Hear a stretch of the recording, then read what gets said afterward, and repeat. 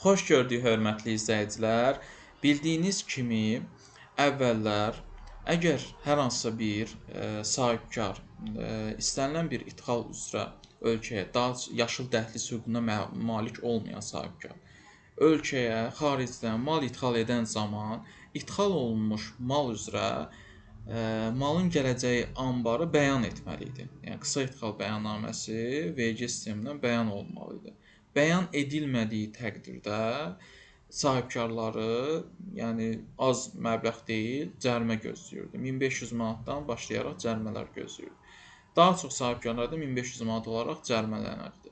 Və bu cərimələrə görə çox vaxt idxalları çox olan sahibkarlar, mühasiblər əziyyət çəkir. Daim bu nəzarətdə saxlanılmalı idi.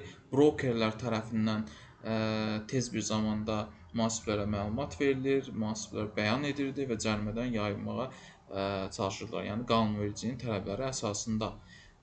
Və hətta bəzən yaddan çıxanda artıq vergi orqanı tərəfindən cərimə tətbiq olunurdu və məhkəmə işinə gedirdi və cərimənin ödənilməsi məcburi hala gəlirdi. Bu zaman şəxsi hesab vərəqəsinə həmin məbləğ vurulurdu. Artıq amma belə deyil. Həmin məsələni ortadan qaldırılıb. Yəni yeni ərizələr bölməsindən biz məsələn yaşıl dəhliz yazsaq, daha tez tapmaq üçün. Yəni neft-qaz sahəsində fəaliyyəti olan dövlət sektoruna aid edilən, habelə yaşıl dəhliz buraxılış sistemindən istifadə edən vergi ödəyiciləri istisna olmaqla digər vergi ödəyiciləri tərəfindən idxal ediləcək mallar haqqında məlumatı vergi orqanına bildirməli idi. Yəni bir mal gəlirsə, onun hansı anbara boşalacağı, hara boşalacağı və ya kim sifariş veribsə, onun anbarına necə, hansı qaydada aparacağı haqqında məlumat verməli idi.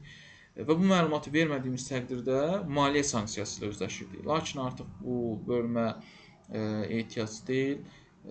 Hər hansısa bir məlumat formasını qeyd etməyə ehtiyac yoxdur. Yəni vergi orqanı hal-hazırda bir çox sahibkarlar bunu etmirlər.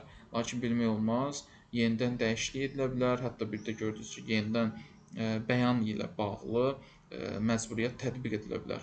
Buna görə də mən hətta bəzən tövsiyə edirəm ki, hər hansı bir idxal ediləcək mal olarsa, mütləq gömrüyə girməzdən əvvəl, ölkəyə sərhədlərindən keçməzdən əvvəl öz brokerinizlə əlaqə saxlayın.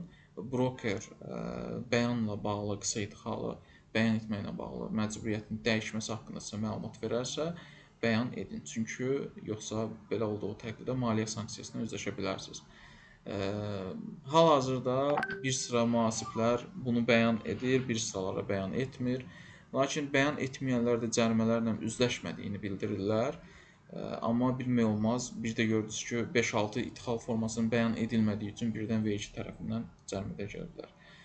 Əgər yazılı bir, ən yaxşı tövsiyə kimi, yazılı bir məktub vergi orqanından almadığınız təqdirdə bəyan etməyə davam edə bilərsiniz. Əgər bunun tam dəqiq formasını aydınlaşdırmaq istəyirsinizsə, vergi orqanına məktub yazıb, hörmətli vergi orqanı, idxalla bağlı yarana biləcək bu sualı onlara bildirin və təsdiqli izah edici cavab alın. Cavabı aldıqdan sonra, daha sonra o cavaba uyğun hərəkət edin. Yəni bu aralar, bu vergi ödəyicilər arasında yaranmış suala ən yaxşı cavab vergidən alınmış təsdiqli məktubdur.